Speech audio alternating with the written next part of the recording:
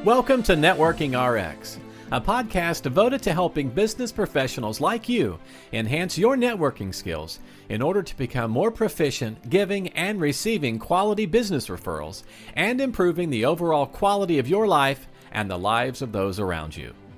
The Networking RX podcast is a production of AmSpirit Business Connections, an organization whose mission is to empower business success through networking. As many of you know, I go to church.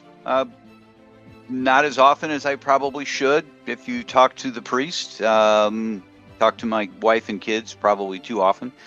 Depends who you ask.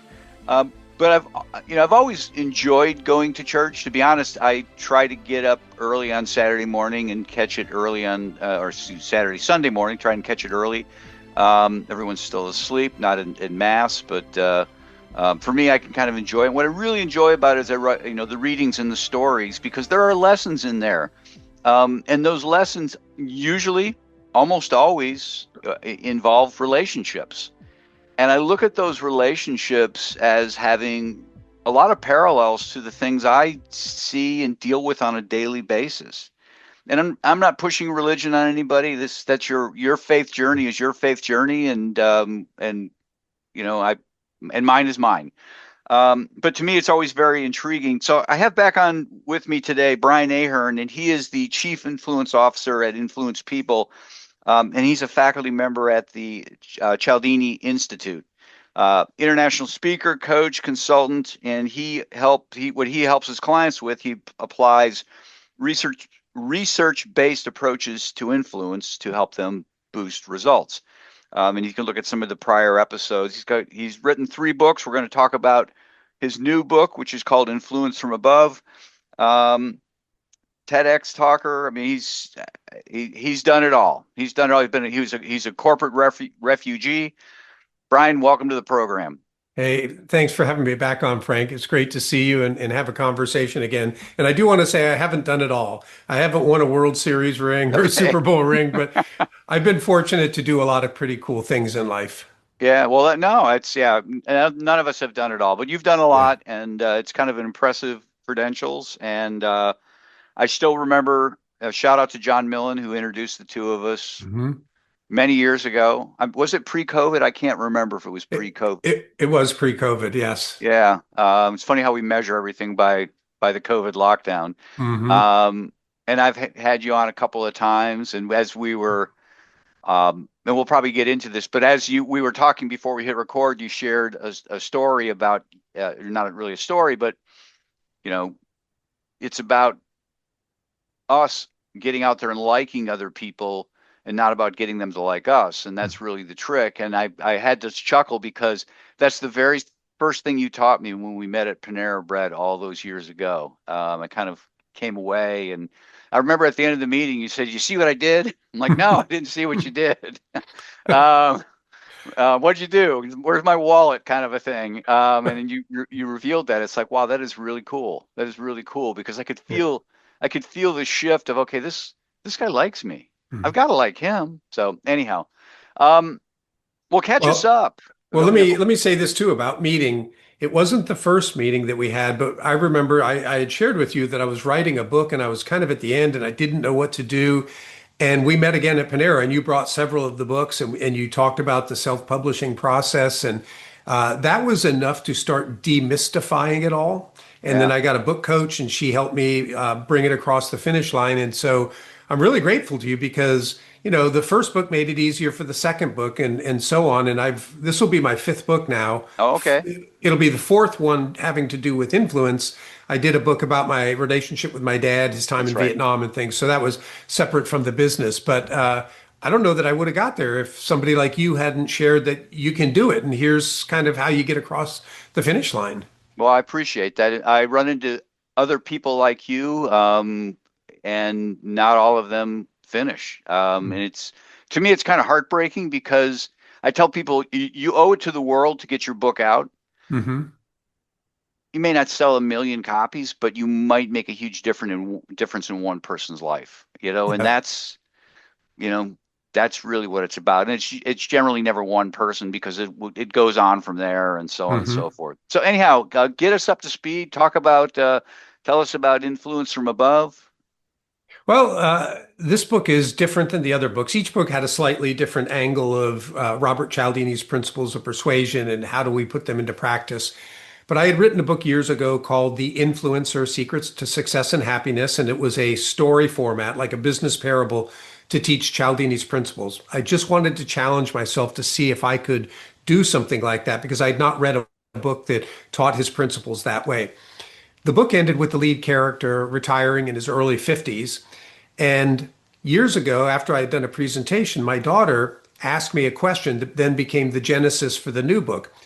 After the presentation, we had lunch and we were talking about the presentation. And then she said, Dad, what I want to know is, where is God in all this? Where does God come into this psychology that you teach? And we had a wonderful conversation. And that is what ignited me to say the next book is going to be about the connection between Cialdini's principles and faith-based truths. And so the book takes that lead character, John Andrews. He's retired. And after about 18 months or so, there's something gnawing at him that he just realizes there's got to be more to life than me spending the rest of my time on nice vacations and playing golf. And he ultimately gets involved with a building project at his church. It's a community center, and he has to straddle the line between the faith-based world and the secular world. And how do you marry what works so well in business, these principles of persuasion, with faith-based truths? And so through the course of the book, you learn about what that connection is. And I would hope that people will see that it will help them take Cialdini's principles to an even deeper level, where potentially, as you said earlier about having a book and impacting one person, I really hope that this book has an eternal impact for many, many people. It's powerful, really. It is.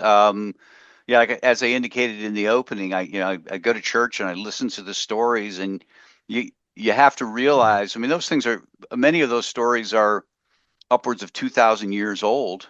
Mhm. And there's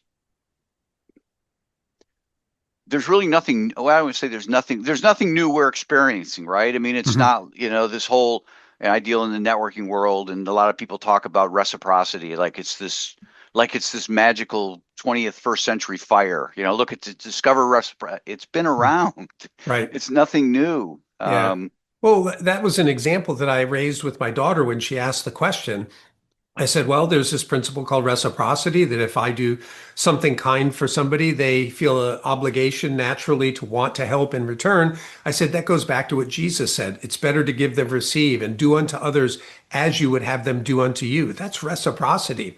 So Cialdini's principles of persuasion have been around as long as human beings. What Yeah. he did was he categorized in a research-based approach to show us how powerful they can be. But you go back to some of the wisest people over the course of humanity, and they were talking about these things. Abraham Lincoln once said, I don't like that man very much. I must get to know him better. So he Mm. recognized it was incumbent upon him to get to know this person and like them if he wanted to ultimately win them over.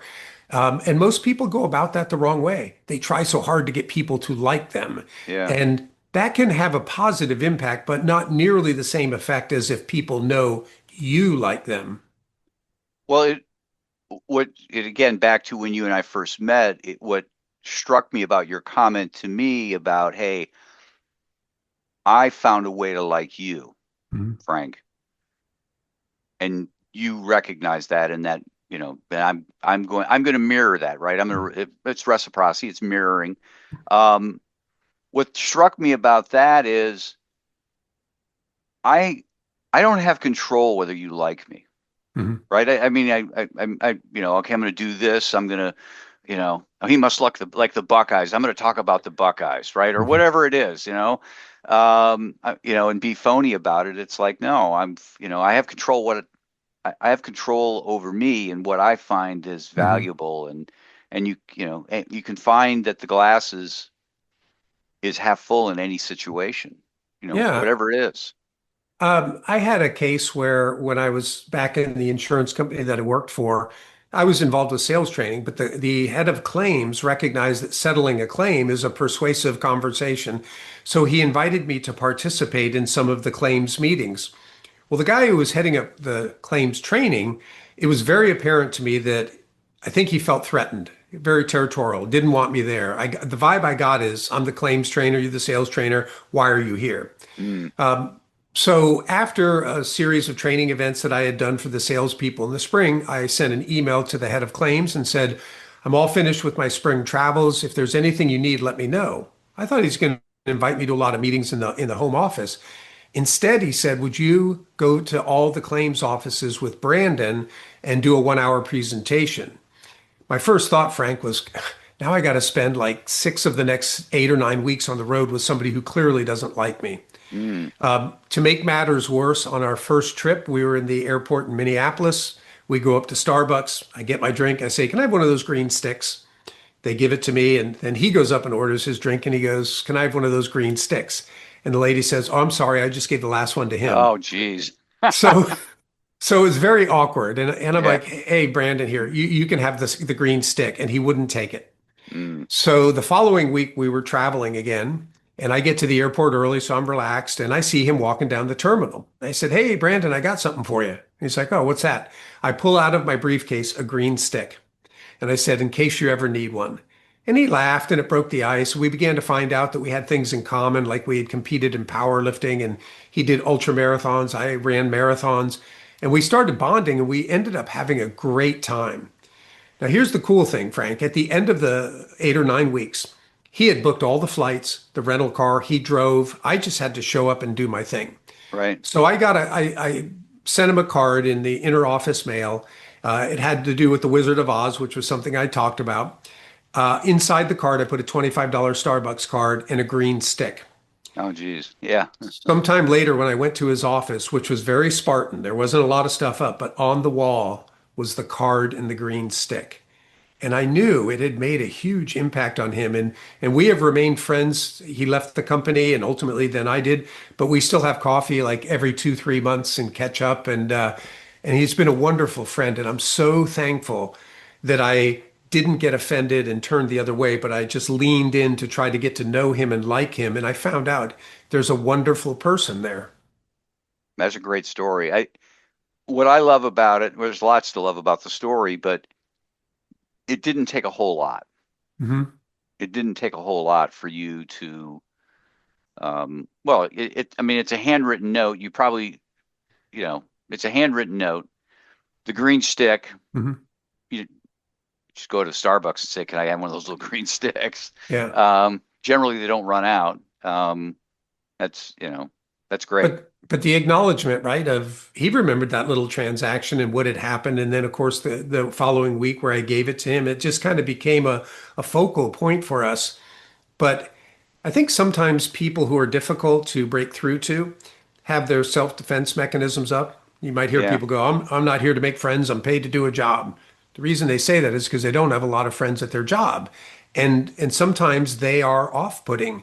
But I have found that when you press in and you can break through almost every time, there's a great person behind the facade. Yeah. And once you break through, then they start changing too. And all of a sudden they're enjoying, the opportunity to have friends at work. I find, and I'm, I don't have the training that you have. I find, or my theory on it is that a lot of the pushback or a lot of attitude or whatever you want to call from other people stems from a scarcity mentality. Mm-hmm. Like you talk about this guy, Brandon, when you first came in, it's like, okay, what is this? What's the company doing? Mm-hmm. Are they trying to displace me? I can't lose this job, Mm-hmm. and I'm pontificating on what's in his mind. And that's where it stems from. And people, people's anger, people's whatever, it all just stems from, hey, I don't want to lose something. Mm-hmm. And the second you can get through to them and get them to understand that I'm not here to take anything from you, I'm here to add value to you. That's when their guard comes down and things start to change. Yeah. I used to use the term, there are gatekeepers and there are floodgates. The gatekeepers keep things closed and close to the vest, but the floodgates are open to you, to me, to other people as valuable resources. And those are the people who, because they're that resource and we so appreciate them, we are willing to go out of our way to help them in return. And what are they doing? They're multiplying their resources to get things accomplished. So they're not giving away, they're ultimately getting far more in return because of reciprocity. Yeah. What other applications, networking applications, are in your book? We don't need to go through them all, but let's pick out a few others. We could. Well, if we go back to what we talked about with liking, right? That it's Yep. not about me trying to get you to like me. That when I come to genuinely get to know and like Frank, all of a sudden the giving, the reciprocity, it's not a give to get. It's not like, oh, I'm going to go help Frank because I need him to do this thing.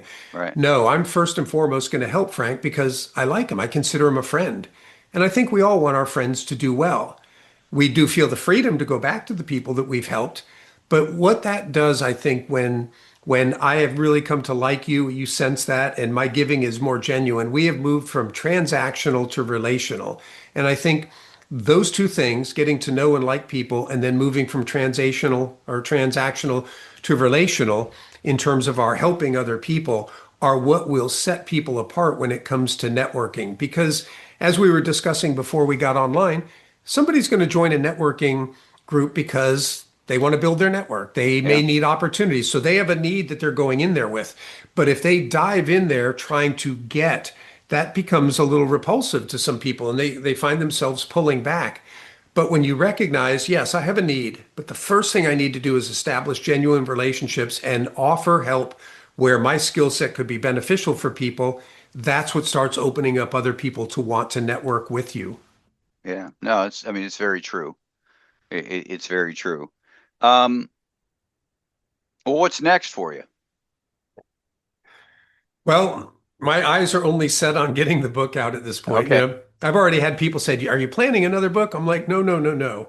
I've got Yeah. so much to do to market this book, reaching out to podcasts. I reach back to you and others and reaching out to new podcasters. There's a lot that goes Yeah. into getting it over the finish line and trying to promote it. So that's my sole focus in terms of will there be another book? I don't know. Maybe there will be. But I want to get this one over the finish line. And then I've got my quote, like day job where going out and working with clients and teaching them about influence and how to bring it into their business. So between those two things, I'm plenty full right now. Okay. Uh, Book will be available on Amazon. Yes, and we're shooting for October 21st as the release date.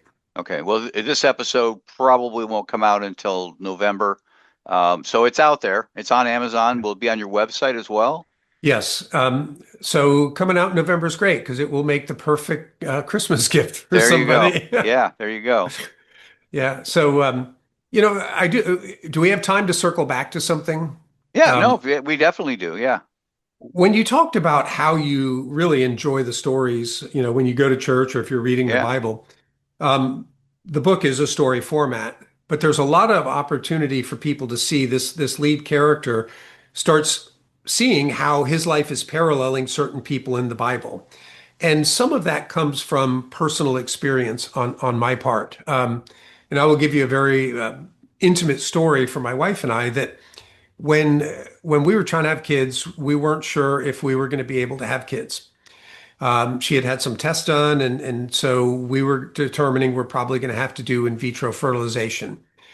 And I remember praying and saying, God, I don't want to like remortgage the house and do all of these changes, hoping that we have a child. You know if we're going to have a child.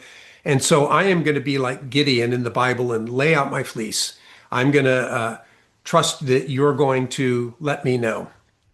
Didn't hear anything for the longest time. And so then I got very specific. I said, Lord, I haven't heard anything. And like Gideon laid out his fleece very specifically and said, hey, if it's really you, God, make the fleece wet and the ground dry. God did so and still doubting. The next day, Gideon said, well, maybe that was coincidence. Make the Right. ground wet and the fleece dry.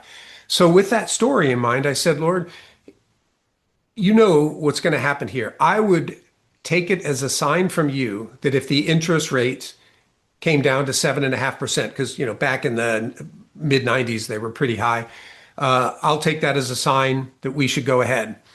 So I start looking at the interest rates every day, and all they're doing is going up.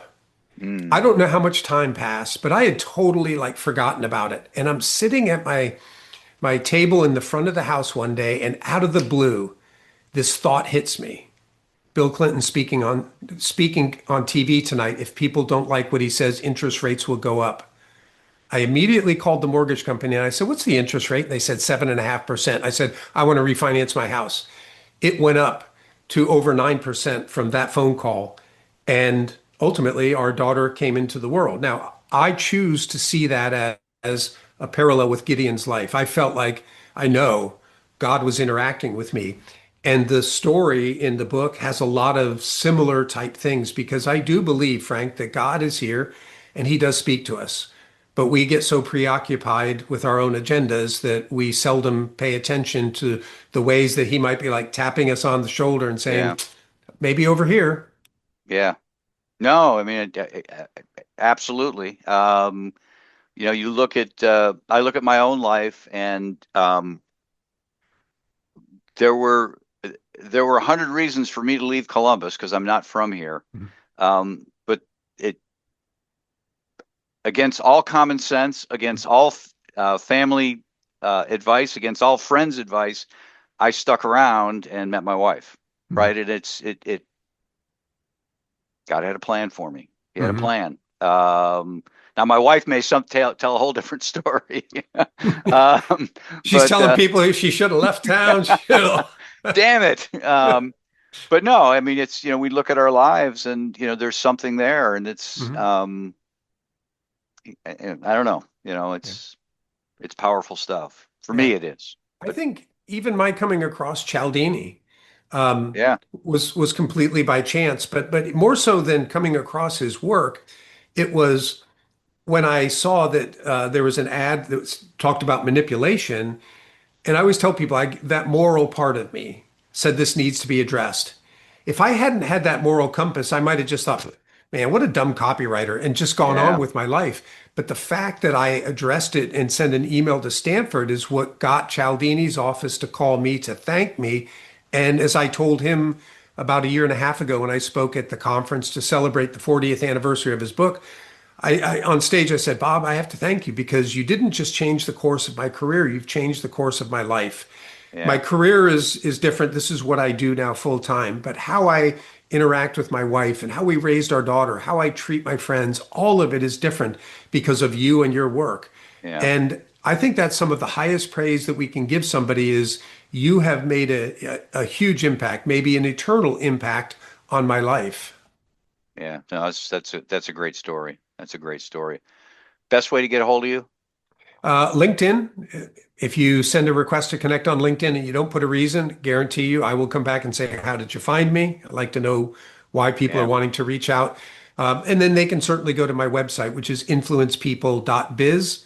And there they'll see the books, videos, podcasts. I've been blogging weekly for more than 15 years. So there's a ton of free resources there. The books aren't free. Although if somebody signs up for the blog, they will get a free ebook. And so they'll at least get a taste of what I'm talking about. sure. Well, I appreciate John Millen for connecting us all those years ago. I Absolutely. appreciate you keeping me on your radar and reaching back out and saying, "Hey, can I come on again?" This has been great. Thank you. Well, thank you for having me on. And what we need to do afterwards is plan to get together because we haven't been together in quite some time. And so to sit down with some coffee and catch up about life and what's going on with the families would be Yeah, awesome. I tell people it's been a pandemic. It's been a pandemic since we got together. It's a good way to put it. Yeah. All right. Well, thank you again. All righty. Thanks for joining us on the Networking RX podcast. Please put what you've learned into action today and let us know if you have questions, comments, or ideas for future topics. You can email them to us at podcast@amspirit.com. That's AMSPIRIT.com. Finally, so you never miss an episode, be sure to subscribe to the Networking RX podcast through iTunes, Overcast, or however you receive your podcasts. Now get out and network with someone. The Networking RX podcast is the copyright production of AmSpirit Business Connection. All rights reserved.